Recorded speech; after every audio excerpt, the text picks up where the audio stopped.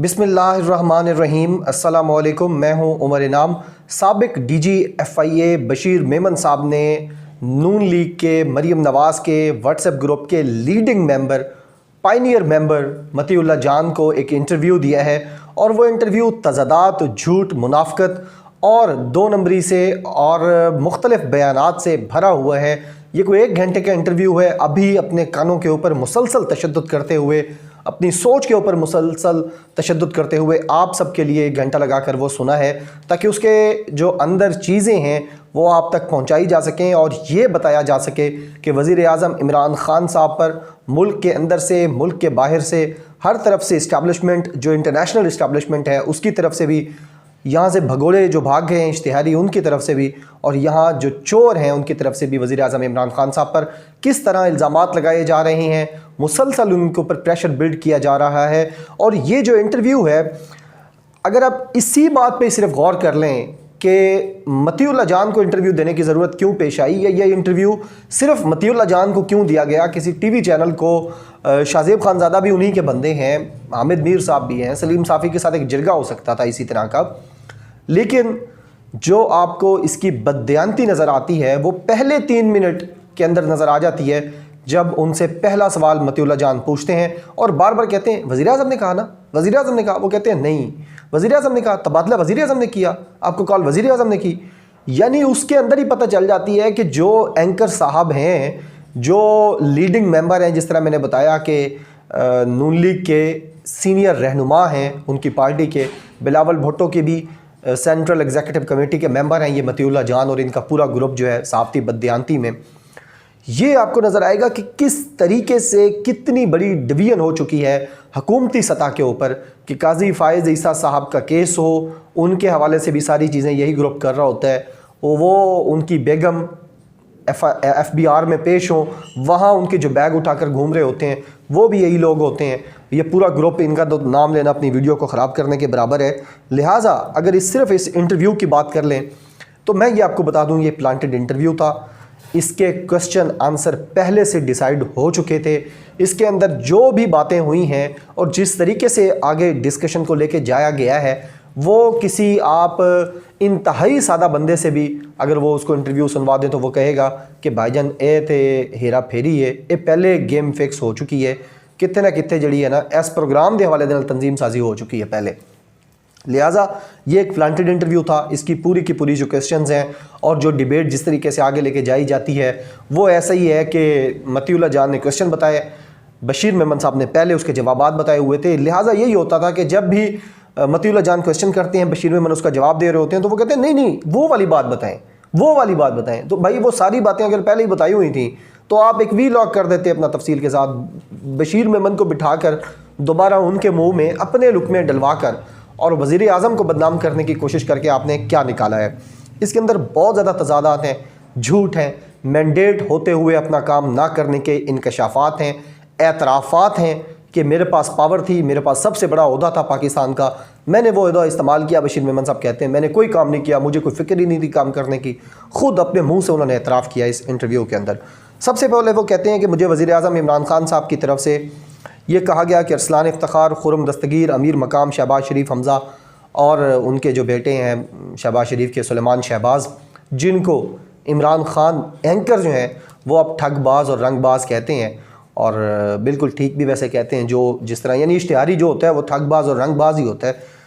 उनके हवाले से वो कहते हैं कि मुझे कहा गया वज़ीर आज़म इमरान ख़ान की तरफ से कि इनको पकड़ो, इनके ख़िलाफ़ तहकीकात करो, इन्वेस्टिगेट करो। अब यहाँ सवाल ये पैदा होता है कि इन सब के ऊपर इल्ज़ामात हैं करप्शन के, चोरी के, अपने ओहदों के नाजायज़ इस्तेमालात के, और आप DG हैं FIA के जिसका काम ही इन्वेस्टिगेशन करना है। अब अगर प्राइम मिनिस्टर आपको बुला के कहते हैं कि ये तमाम लोग हैं, इन समेत सब लोगों के ख़िलाफ़ काम करो और रिपोर्ट पेश करो, तो इसमें बुराई क्या है? आपका जो काम है आपको वही काम कहा जा रहा है। आपको ये नहीं कहा जा रहा कि जाके जिस तरह कराची के अंदर जो कुछ होता रहा है या हैदराबाद लाड़काना में होता है कि जाके बंदा ही फारिग कर दो, या उनकी ख़वातीन उठा लो, उनके घर में घुस जाओ, उनके ऊपर ये इल्ज़ामात बना दो। किसी एक जगह में भी इस इंटरव्यू में उन्होंने ये नहीं कहा कि वज़ीर आज़म ने उनसे कोई नाजायज़ बात की हो, कि कोई चीज़ डाल दो किसी के ऊपर, किसी की जेब में हीरोइन डाल दो, किसी के ऊपर प्लाट का कब्जा डाल दो।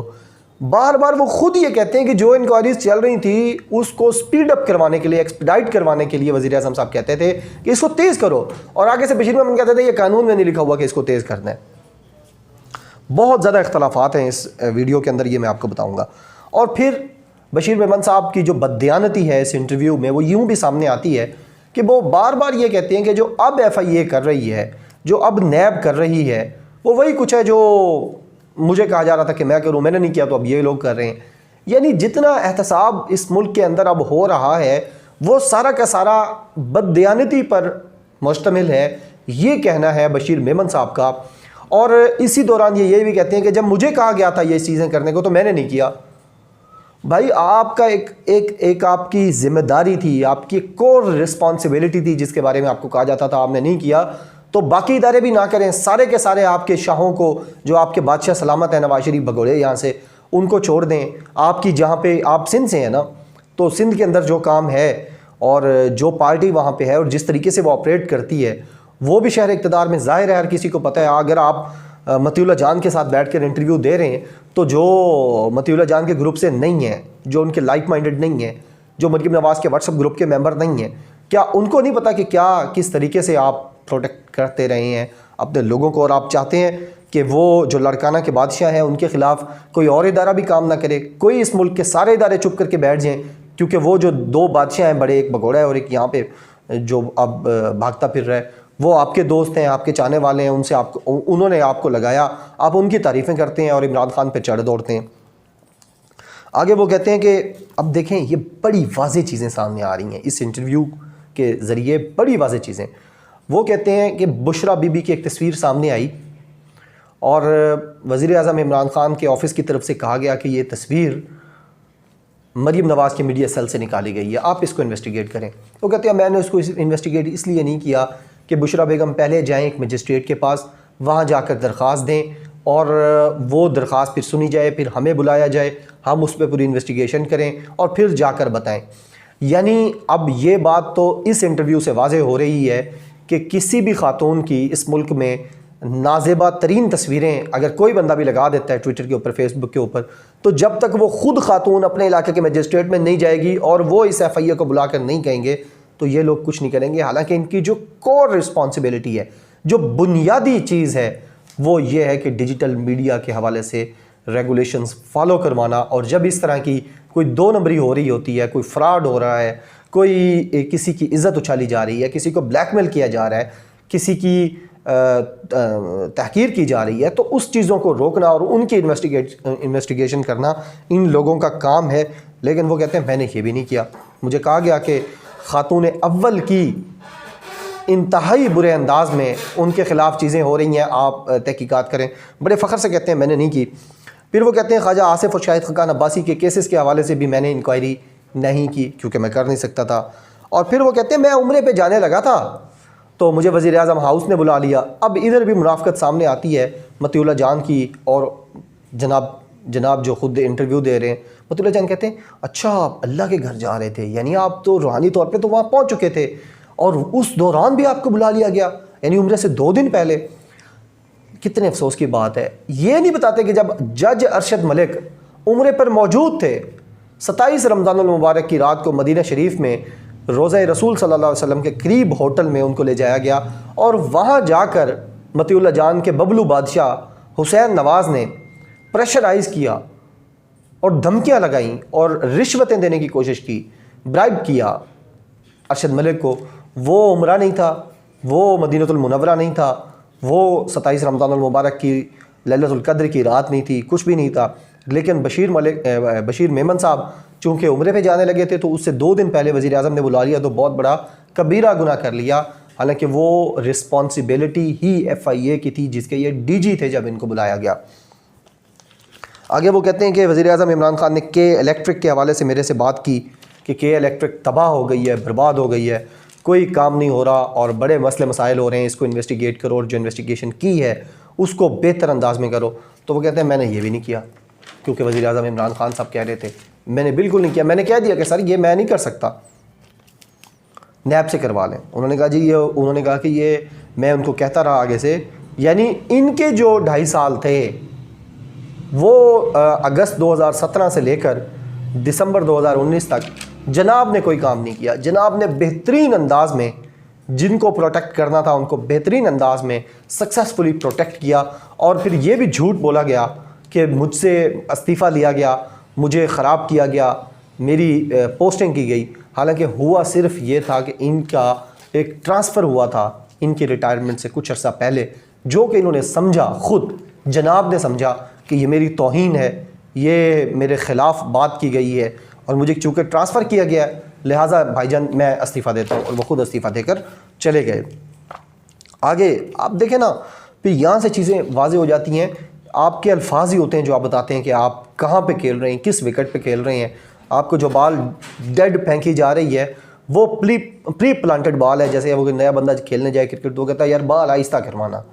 तो ये बशीर मेमन साहब कहते हैं शाहिद खान अब्बासी और एहसन इकबाल साहब नहायत नफीस आदमी है, नहायत बेहतरीन आदमी है, डिग्निफाइड पर्सनैलिटीज़ हैं।